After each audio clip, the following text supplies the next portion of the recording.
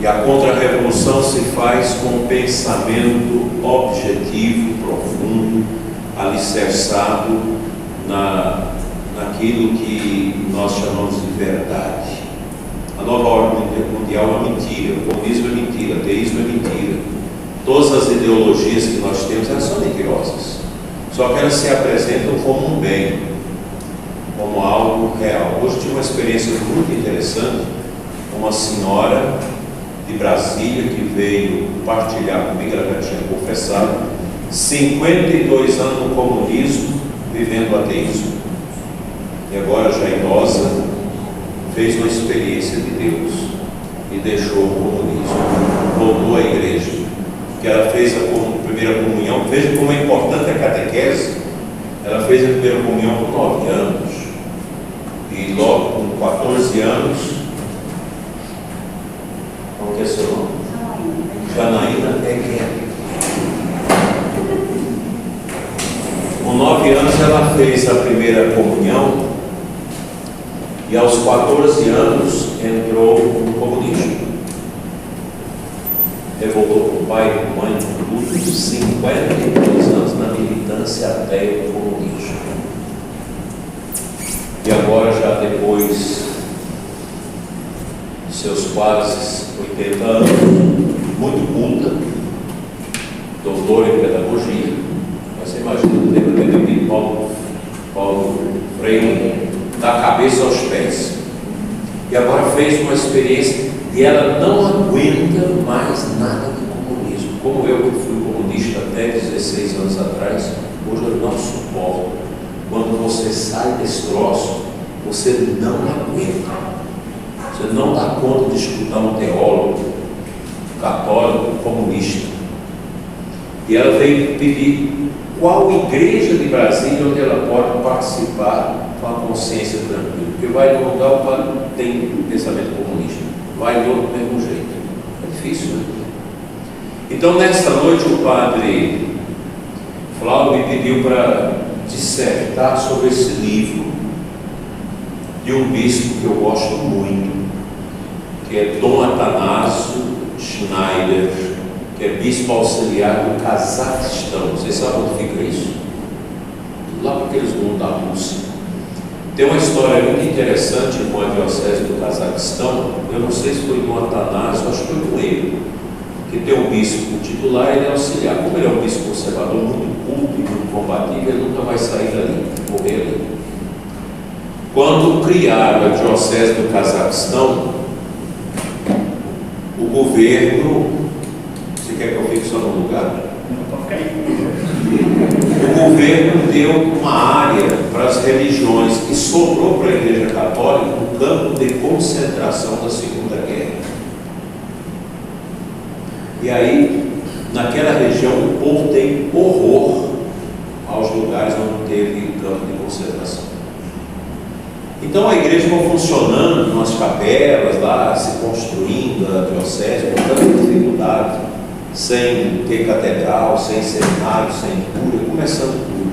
E me parece que é o Dom Schneider, acho que ainda era padre, não sei, ou ele ou outro, estava em Roma, lá no evento, tinha umas pessoas assim de alta sociedade, e na mesa eles almoçando, uma senhora, uma empresária muito rica, dizendo: eu estou a morrer sem conseguir cumprir uma promessa, que é construir uma catedral num campo de concentração. Então, é Cazaquistão.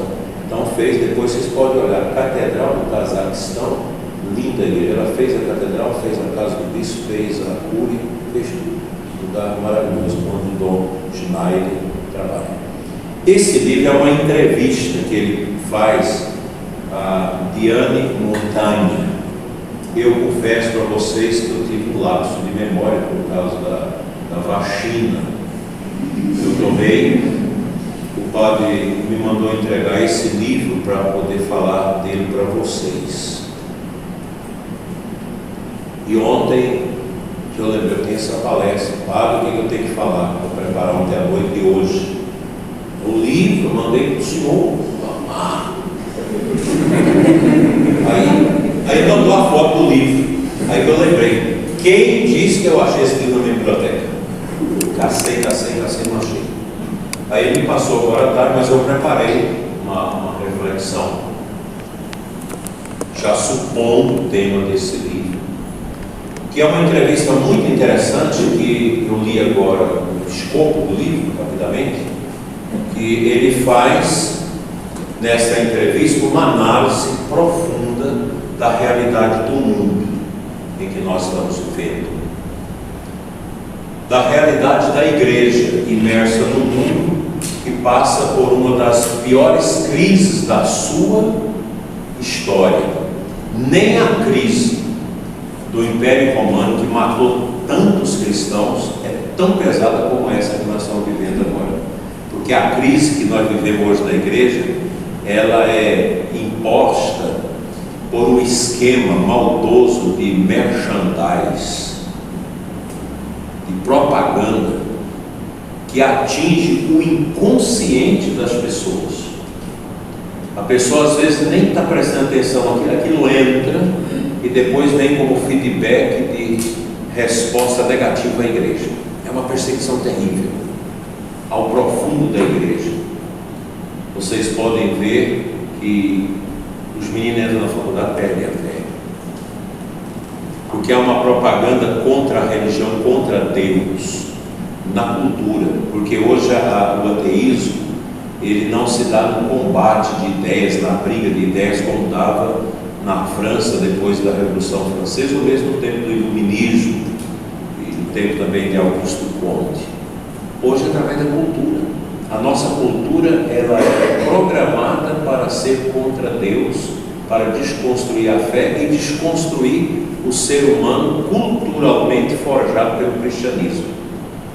Porque se vocês estudar a história da arte no Ocidente cristã, toda a filosofia cristã, todo o pensamento e a influência da igreja no Ocidente é uma coisa extraordinária, é uma coisa gigantesca. Quando você entra numa igreja como a Catedral de Barcelona, por exemplo, a Catedral do Papa, as grandes igrejas da Alemanha, você entra naquelas igrejas e fica assim: como que as mãos humanas foram capazes de forjar um edifício desse, com todos esses afrescos?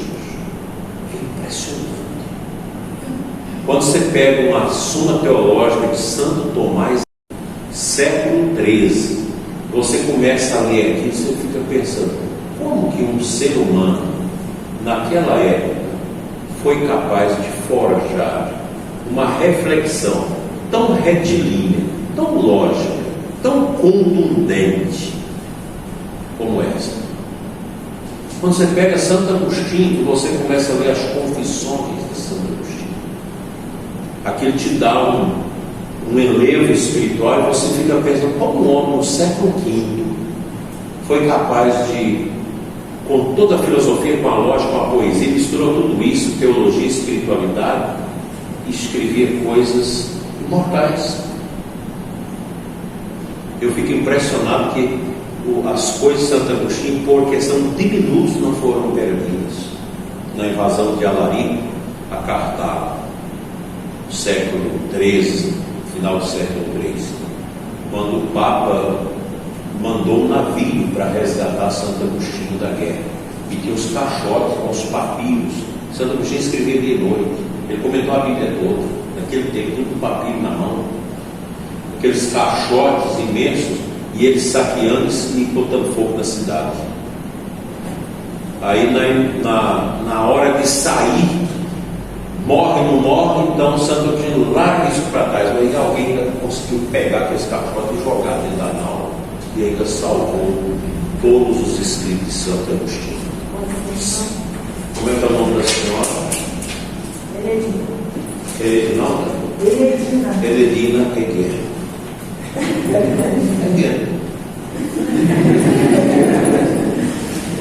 Então esse livro é bom depois, se alguém der conta de ler, ele é gostoso de ler. Esse pouco que eu tenho olhado agora, muito bom, a linguagem fácil, a linguagem coloquial, mas rebuscada também de uma compreensão profunda da realidade à luz da fé. Dom Atanásio é um homem de muita fé. Se vocês verem os vídeos dele no Centro Dom Bosco, tem vídeos de entrevista dele. É um homem sereno, morou aqui no Brasil, fala português, foi padre do Mosteiro da Santa Cruz em Anápolis. É um homem muito interessante. Então esse livro, ele é mordaz, ele morde a realidade, ele fala da realidade que nós estamos vivendo. E o título é importantíssimo: Christus Vincit. Cristo vence. Alguém já viu o filme dos cristeiros? Só você? Cristeiro lá atrás, não. Vale a pena. É a resistência dos católicos à maçonaria, à perseguição religiosa no México, século passado. E tinha um menino na igreja, e eles matando padre, tudo aquela confusão, e o menino gritou: Viva Cristo Rei! Um menino interessante, é um filme muito interessante, que mostra que Cristo é Rei. É daí que vem também todo o sentido da nossa solidariedade de Cristo Rei, fechando o ano litúrgico. Cristo vence. Cristo vence, Cristo reina, Cristo, Cristo impera. Esse canto, esse refrão orante vem de lá. Então, posta estas pequenas e breves considerações sobre esse livro, que mostra a crise do mundo, a crise da igreja, o que está acontecendo na igreja, a perda do sagrado, a perda do sobrenatural, porque nós vivemos em duas realidades, na fronteira em duas realidades: a imanência e a transcendência. A imanência é tudo isso que nós conseguimos tocar com os nossos sentidos. Isso é imanência. Aristóteles vai dizer: olha, nada chega ao intelecto sem que antes passe pelos sentidos. Então a nossa mente decodifica essa realidade da imanência, o imanente, aqui, as coisas, o mundo, a história, o tempo, onde nós estamos. E a transcendência é essa realidade extracorpórea que está para além dessa realidade, que Aristóteles vai chamar essa realidade metafísica, aquilo que está além da física. Essa realidade, ela é captada pelo nosso ser, que o nosso ser, o nosso id, ele não pertence à imanência. Nosso corpo, sim, ele pertence à imanência, mas o nosso ser, ele advém de Deus, ele vem do ser eterno, transcendência, do sobrenatural. Daí que o homem, por ter sido criado à imagem e semelhança de Deus, somente o homem, como animal neste mundo, devota a transcendência. Você nunca vai ver um cachorro orando, nunca vai, embora tenha um padre do céu que se faz o tempo que fazer, entende até ter consciência um pouco, adestrando o cachorro por cada orando santíssimo. Claro, o cachorro fica ali por adestramento, ele não sabe o que é a hóstia, não tem noção nenhuma. Então a nossa transcendência, essa concepção de transcendência, ela vem do nosso espírito, que Augusto Comte vai dizer: não, isso não existe, positivismo, né, maçônico. Não existe nada fora daquilo que é alcançado pelos sentidos do homem. Então não existe um seja. Ele critica a metafísica, ele critica a ontologia, o estudo do ser. Mas nós, como cristãos, sabemos disso. Tem muita coisa que a gente pensa, que a gente elabora e que não existe na matéria, como, por exemplo, a saudade, o amor. Você vê gestos de amor, mas o amor você não vê, ele é transcendente. Então ele fala disso também, né? A perda do senso da transcendência. Não, o mundo é aqui, tudo termina aqui. Vocês imaginam a tristeza de um ateu, de um comunista, militante, que chega ao final da vida? Eu me lembro de um velho ateu, o pessoal na paróquia com aquele intuito, uma irmã dele que era do apostolado da oração: vai lá, quem sabe o senhor converte um Antônio, já na última hora da morte, comunista, terrível, Iguaçu. Aqui um reduto comunista ainda tem de muitos anos. Então eu fui lá conversar com ele. Coisa mais triste, um padre diante de um homem impenitente final, que não acredita na vida eterna. Larga para lá. Alguém que já foi a Bahia, Salvador? Vocês foram à Basílica do Senhor do Bonfim? Lembra o que tem os 2 quartos na entrada da Basílica? Vocês têm que aprender, quando for olhar essas coisas antigas, tem que saber o critério, olhar. Porque a gente entra e não percebe. Ali na entrada da Basílica do Senhor do Bonfim, eu estive lá uma vez só. Eu chego nessas igrejas, já começo a olhar a porta, o que a porta representa, já começo a olhar as pinturas, começo a olhar o teto, o altar. Você começa a perceber o conjunto que é aquela igreja clássica, antiga, tradicional, artística, quer dizer para a gente, e diz muita coisa. Então é assim: aqui morre o pecador, aqui morre o santo. É um quadro a óleo, já está um pouco ofuscado pelo tempo, precisa de uma reforma, um restauro. O pecador é o impenitente. O padre entra no quarto para falar de Deus, para ver se ele aceita a confissão, a unção dos enfermos. E ele faz uma mão assim, tão esquisita, parece na mão do Edir Macedo. Como que ele expulsa o padre. No pé da cama está uma mulher triste, o quarto é triste, ele está rebuscado, vou dizer minha mãe, rebuscado, aliás, com uma coberta esquisita, uma cama feia, o homem muito feio. E ele espanta o padre, que está com o crucifixo na mão, e fala assim. É quando ele levanta a mão assim para espantar aquilo que ele não quer, a outra mão dele cai entre a parede e a cama. O diabo está debaixo, puxa ele já leva no inferno. Já chegou o pior. Horrível. Assim morre o santo.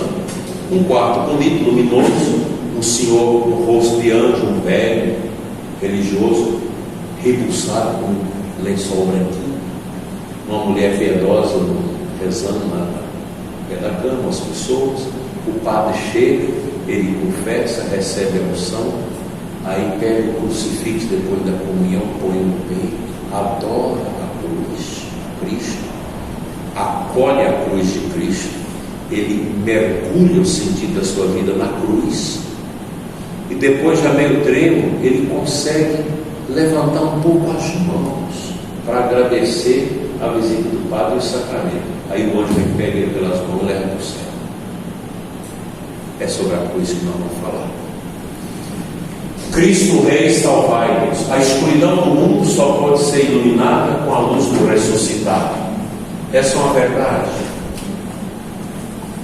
Só existe uma solução para evitar que a nau naufraga nesse mundo. Não só a nau da igreja, mas do mundo. Só Cristo Rei. Só Jesus pode libertar a humanidade. Não existe outra verdade fora de Cristo. Ponha isso no coração de vocês.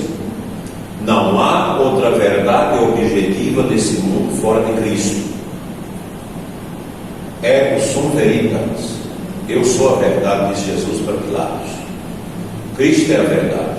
Então, nessa escuridão do mundo, só tem uma luz capaz de iluminar isso, a luz do ressuscitado. E a gente só chega ao ressuscitado pela cruz.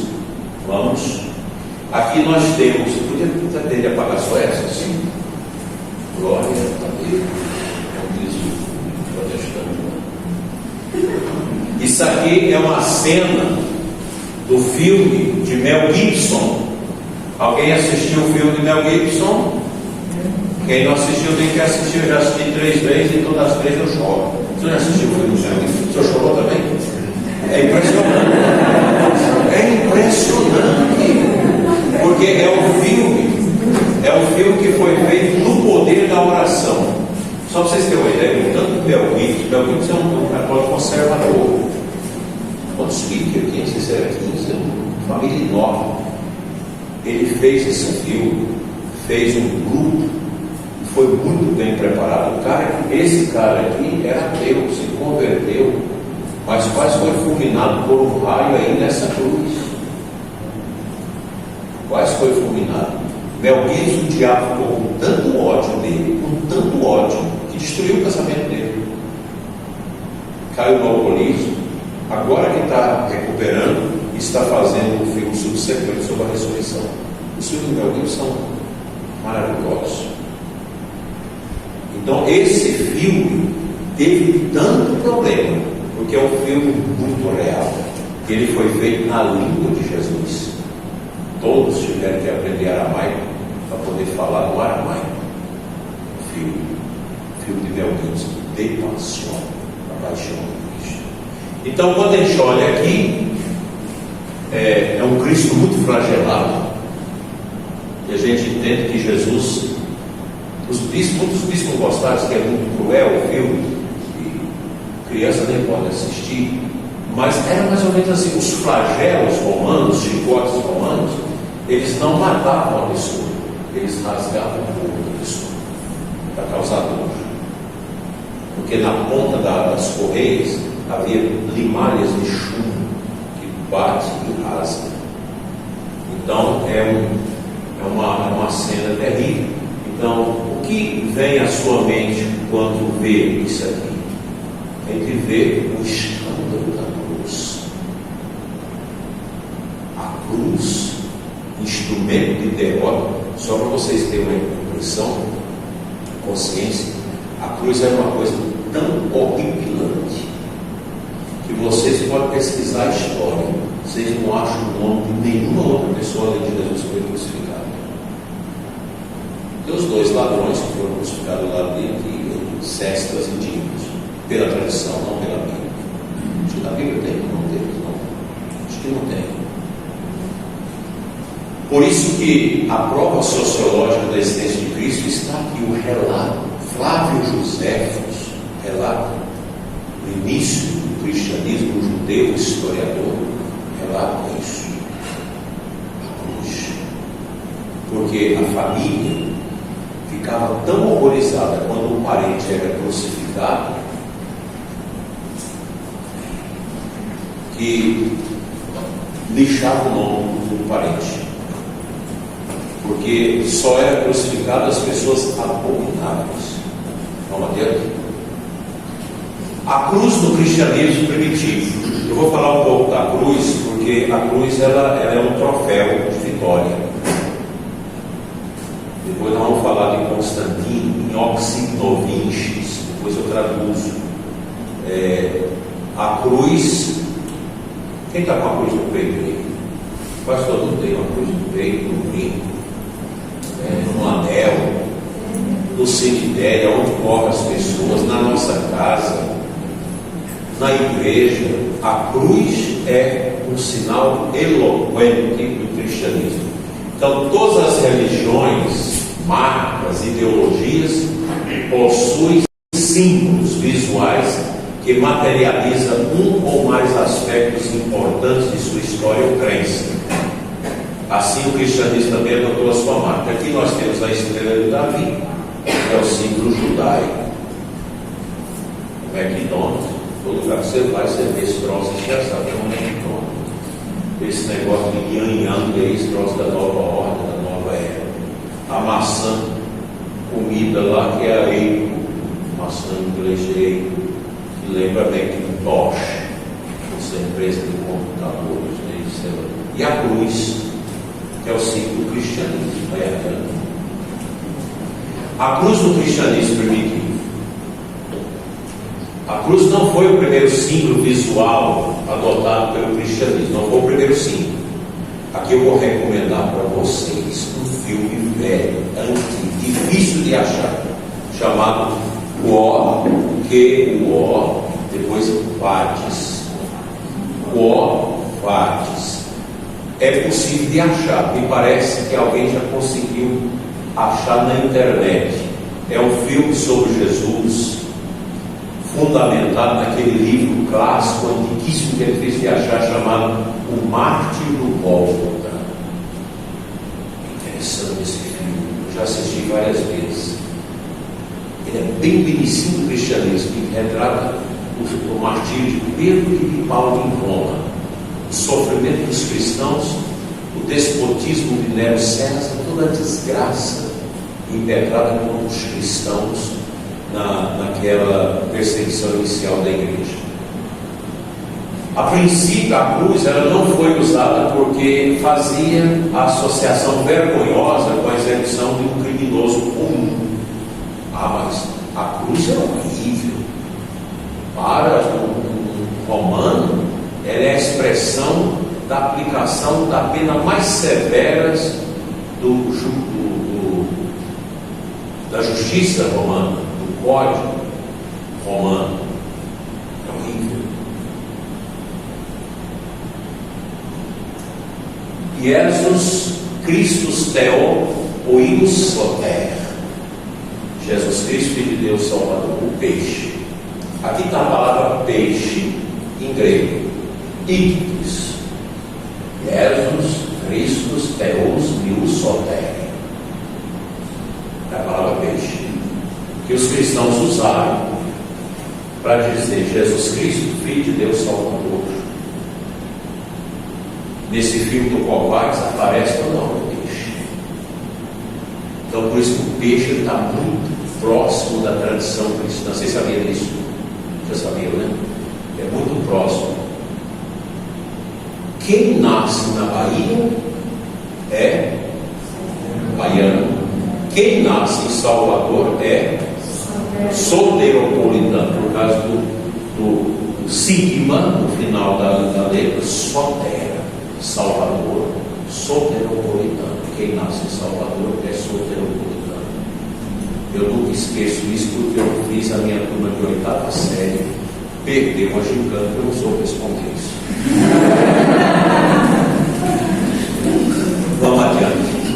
Então, só para vocês entenderem, antes da cruz tinha muito presente o peixe, porque a cruz era repugnante.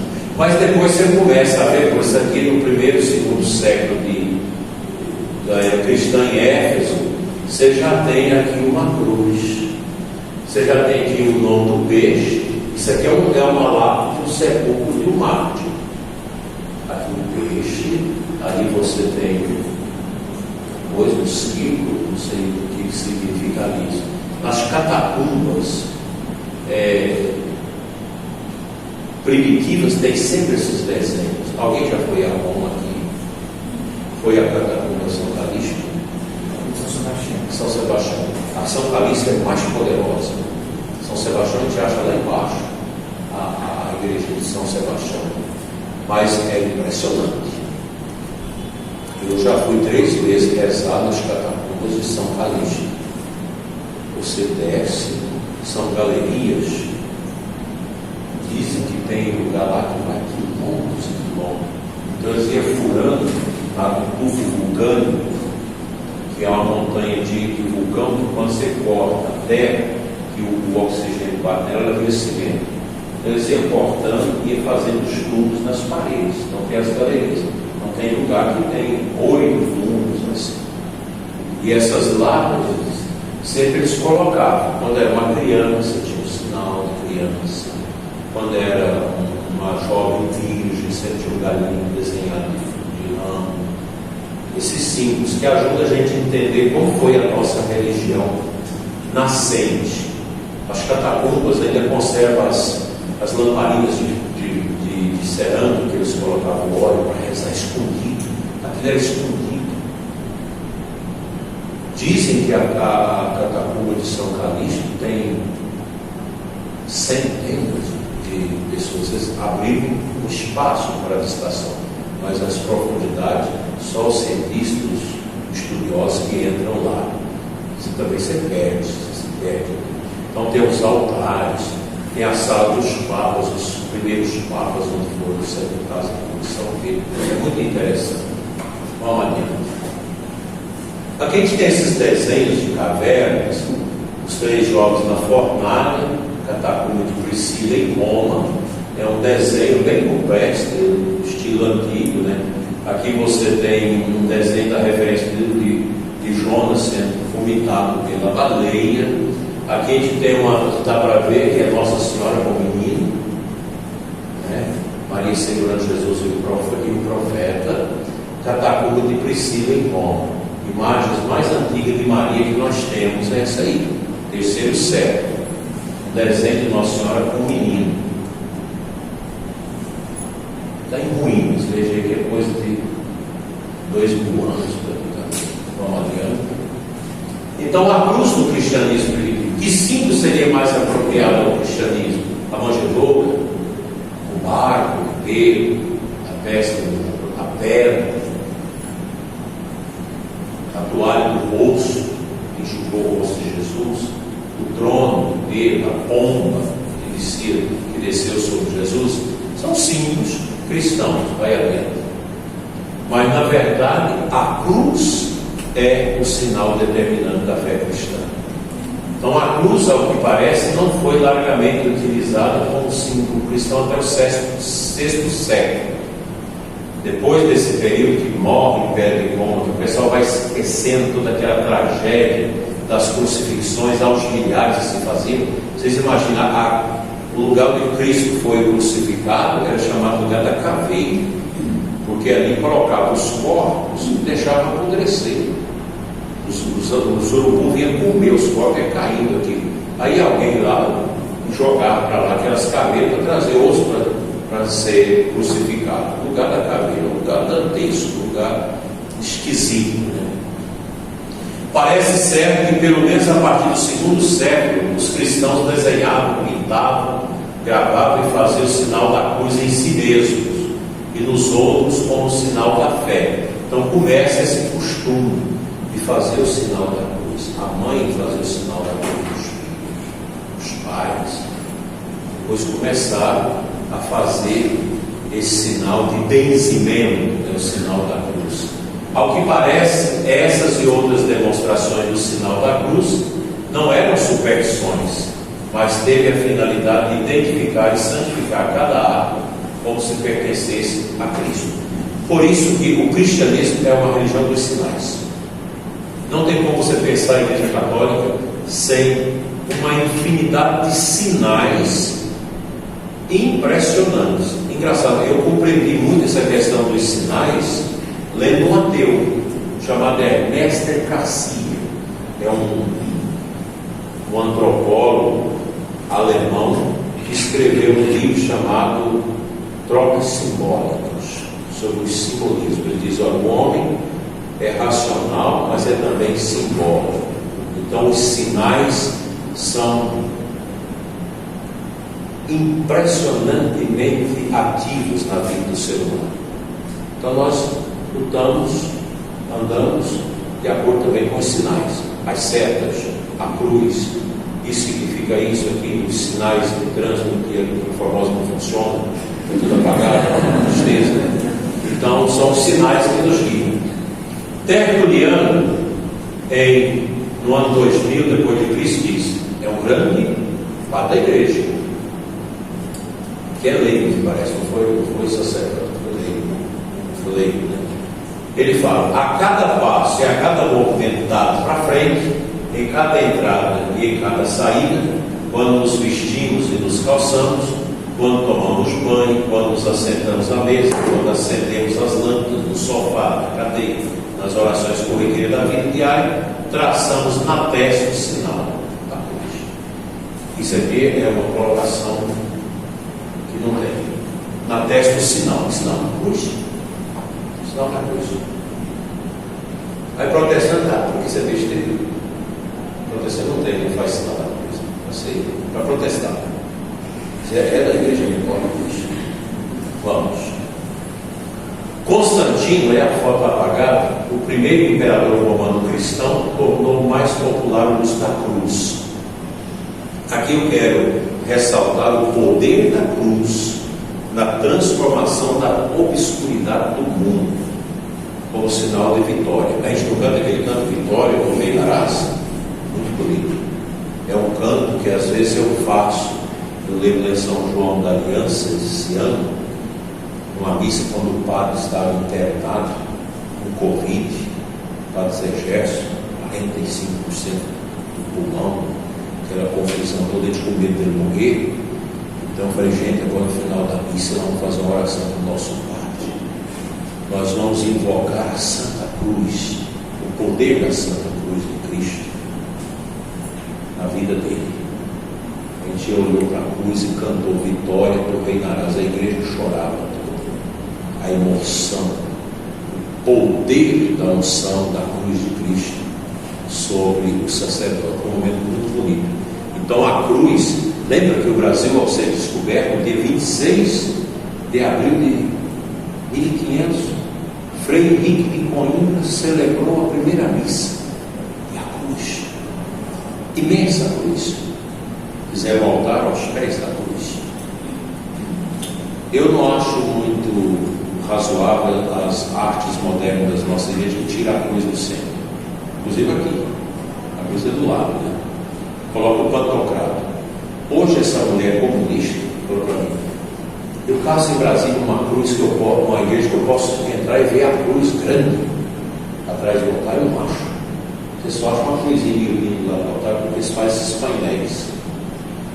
É bonito os painéis, mas tira muito. Porque a cruz ela é forte para nós. Eu mesmo gosto de ver o Cristo grande lá na cruz. Aquele dia da igreja a gente olha no Cristo.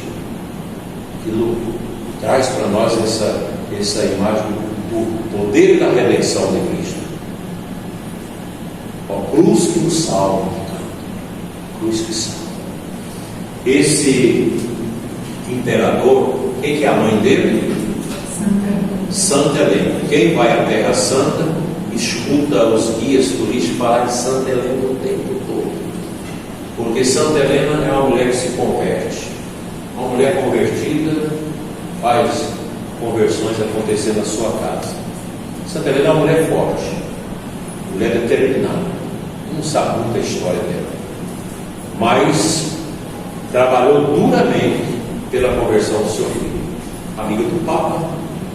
Naquele tempo, as basílicas pagãs de Roma eram grandes, tinham os deuses, e ela foi trabalhando o seu filho. E um dia o filho veio à casa dela e disse: mãe, eu estou indo para um confronto muito exigente, tenho medo de não conseguir vencer. Olha para mim e fala: se esse seu Deus existir, como você fala, e Ele me ajudar, que eu vença enlevando as tropas que estão vindo contra Roma, eu vou adorar esse Deus. E foram. De manhã cedo, antes do sol nascer, Constantino foi para um lugar para adorar o sol, Deus, o sol, que era celebrado no 25 de dezembro, dias natais sóis, o dia do nascimento do Deus Sol, que os cristãos depois, para combater esse paganismo, começou a celebrar o Natal de Jesus no dia 25 de dezembro, que a gente não sabe se Jesus nasceu no dia 25 de dezembro. E foi interessante, conta os relatos, que ele rezando, adorando o Deus pagão Sol. O sol estava começando, veio os raios e formou a cruz luminosa no céu. E dentro da cruz a inscrição: Nioque signum vinces, em latim. Por esse sinal tu vencerás. E ele assustou, porque ele já conhecia esse sinal. A mãe usava esse sinal. E ele acerte o coração ao mistério de Cristo e vence. É uma vitória bonita. Ele chega para a mãe e conta e pede o batismo. Foi batizado, passou todas as basílicas pagãs, aí adotou o cristianismo como religião do Estado, 313. Passou todas as basílicas para a igreja, derrubou uma basílica pagã lá, pegou a porta dela e colocou na basílica de São João de Laterano, que é a basílica onde o Papa morou até a inauguração da basílica de São Pedro. A Catedral de Roma não é a basílica de São Pedro, mas a igreja de São João de Laterano. Lá está a porta de Constantino, que é uma porta de uma basílica pagã, de bronze. Dessa grossura, uma coisa monstruosa. Não sei como é que naquele tempo fazia isso. Como também em Roma, a basílica de São Pedro, aquele baldaquino debaixo do qual tem o altar do Papa, aquele tudo de bronze, aquilo foi tudo o resto das basílicas pagãs de Roma, que eles derreteram e fizeram aqui. E o que Constantino faz? Manda a sua mãe, Santa Helena, para a Terra Santa. Porque já fazia 300 anos da morte de Cristo. Faz 300 anos. E ela vai a cavalo. Em Roma ela faz um mapeamento dos lugares especiais da vida de Jesus. É o que nós temos hoje. Onde nasceu, onde morreu, onde fez os milagres. Então ela foi determinando tudo isso e construindo igrejas. A igreja mais antiga que nós temos é a igreja da Natividade, onde nasceu Jesus. E lá tem uma marca que Santa Helena, escutando um pouco, aqui que ele nasceu. E lá está a marca, a estrela de bronze ali, aqui nasceu Jesus. A igreja agora está, acho que já está terminando a reforma. Você teve lá, já terminou a reforma? Já terminou, porque quando eu fui estava em reforma. Estava muito suja, né? Séculos e séculos. A igreja antiga de Santa Helena. Então Santa Helena é muito importante. Tudo isso acontece por causa da cruz. O poder da cruz de Cristo na vida de Constantino. Como alguém em sã consciência adoraria um Deus, homem, morto, condenado como criminoso e submetido à forma mais humilhante de execução? Isso é uma coisa muito irracional, né? Para aquele mundo daquela época. A crucifixão romana era reservada aos assassinos rebeldes e ladrões, desde que fossem escravos, estrangeiros, ou pessoas sem posição legal ou social. Eram as pessoas execradas. Vamos adiante. Cristo, a cruz segundo os apóstolos, Cristo morreu pelos nossos pecados. São Paulo. Carregando Ele mesmo em seu corpo sobre o madeiro os nossos pecados. Por isso que foi crescendo esse afeto católico pela cruz. E a cruz me lembra, ali o Senhor carregou as nossas dores. Uma referência a Isaías 53.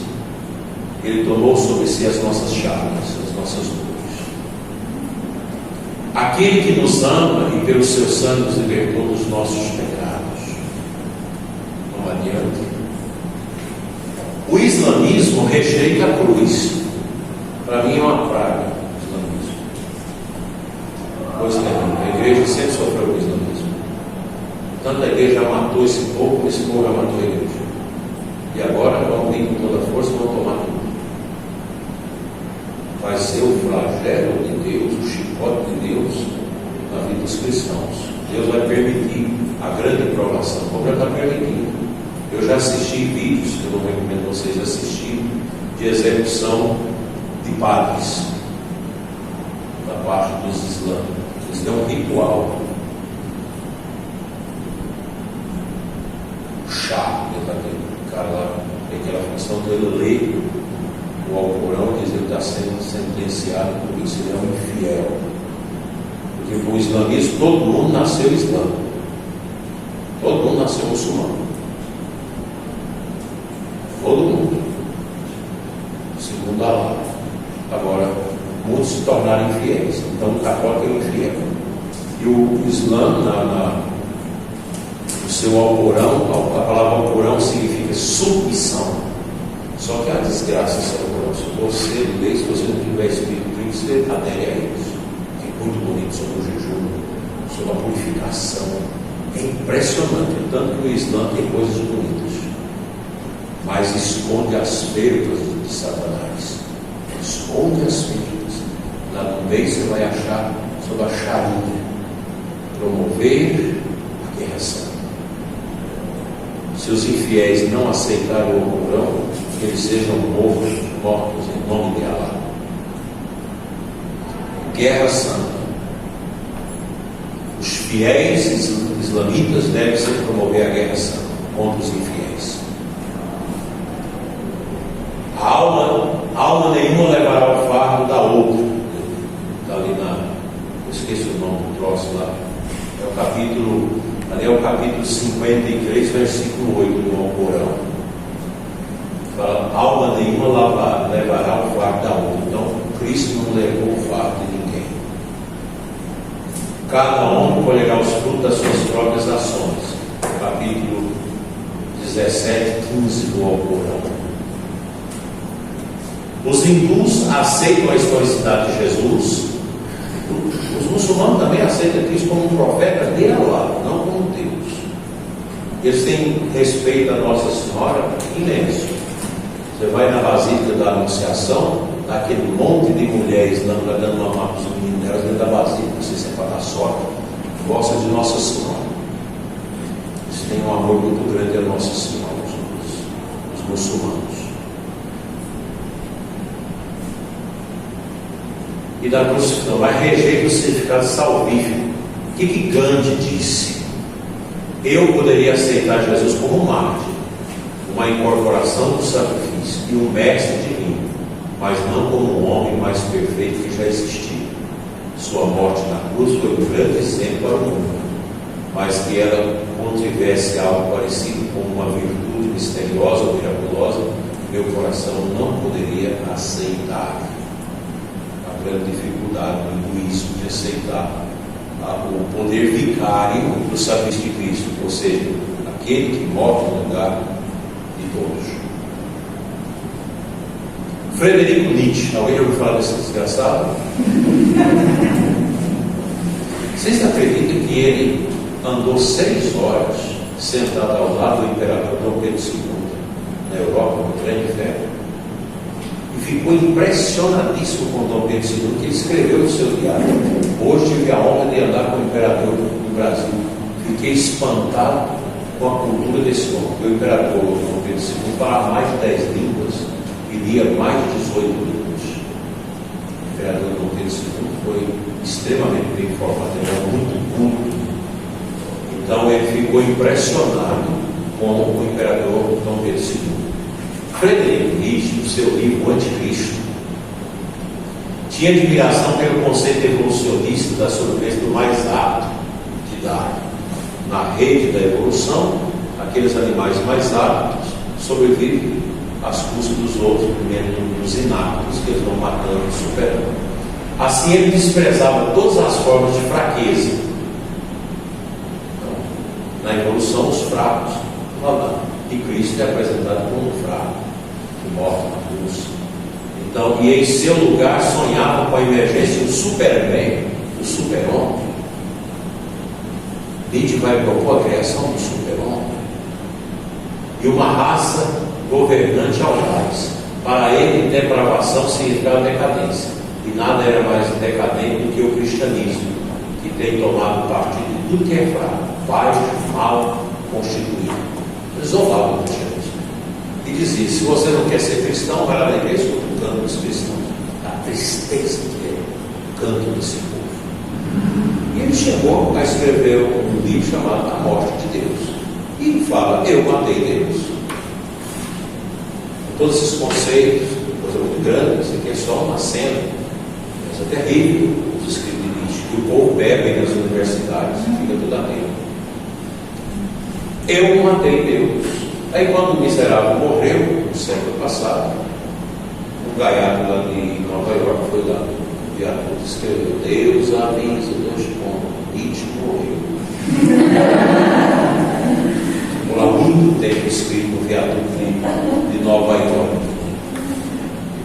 Apesar da imagem da cruz não ter sido utilizada logo nos primórdios do cristianismo, ela tinha seu papel central na vida dos cristãos.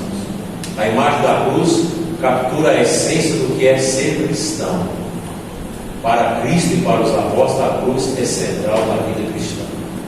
Apesar da oposição ao longo da história, a cruz persiste na vida cristã. Aqui o meu texto está aqui, a cruz é todos os lugares. O símbolo da cruz não é somente crucial ao cristianismo, mas essencial à fé de cada seguidor de Cristo. Mas longe esteja de mim gloriar-me, senão na cruz de Cristo, diz o apóstolo Paulo, pela qual o mundo está crucificado para mim e eu para o mundo. Então a cruz, que parece algo solitário, mas ela traz uma luz.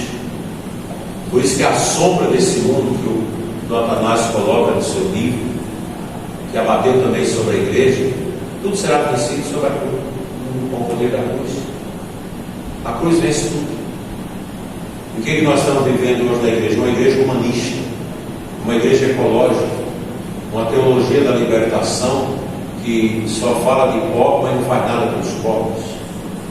São as ideologias que entram na igreja, destruindo tudo. E nós estamos vendo isso terrivelmente. Mas é o poder da cruz que vai esmagar tudo. Tudo. A cruz esmaga tudo. A cruz é o troféu antagônico.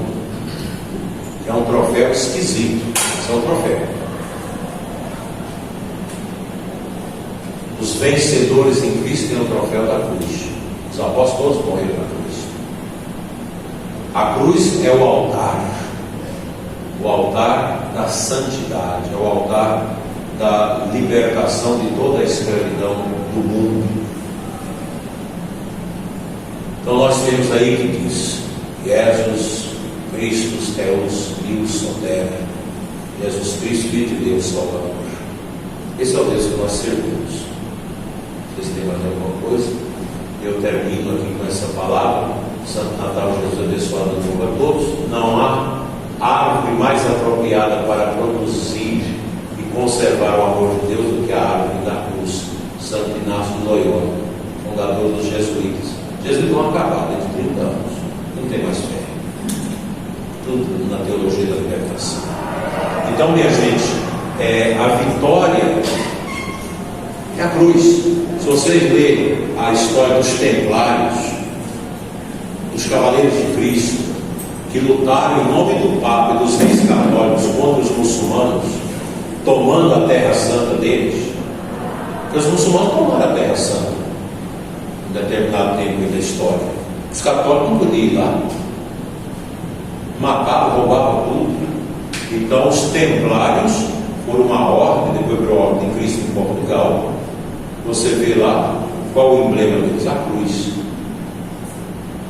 Non nobis Domini, non nobis, sede glória tua, não a nós, Senhor, mas somente a ti a glória. É impressionante, tem os filmes dos templários, eles matavam aquele lugarinho muçulmano das guerras, espada, matavam. Só os vivos templários tinham que cumprir os mandamentos da igreja, as obras de misericórdia, sepultar os mortos. Então abria aquelas balas imensas, depois ia carregando os muçulmanos mortos. Non nobis Domine, non nobis Domine, sede da tua glória tua. Não a nós, Senhor, a glória, mas somente a ti a glória. O eterno Salmo 139, talvez 13, o Salmo 139, 113 por aí. A gente sempre reza no primeiro, eu guardo essas coisas. É a cruz de Cristo. As caravelas de Cabral, Portugal é um país católico, rei católico. As caravelas que vieram do Brasil, a cruz. Vasco da Gama, grande navegador português, tinha a cruz. Tanto que o time do Vasco tinha a cruz de Malta, cruz. Então a cruz é a esperança. Nós podemos agarrar nisso, que a cruz de Cristo vai salvar o mundo. Não agora. Vocês que são jovens vão morrer sem ver essa vitória. Essa vitória daqui a 100 anos, 120 anos. Quando o mundo estiver não tem mais aonde cair. Então aí os cristãos levantarão o estandarte da cruz. Eis aqui a vitória. A vitória é Ele. Porque nós não somos desse mundo. A nossa fé nos leva ao mundo futuro. Amém.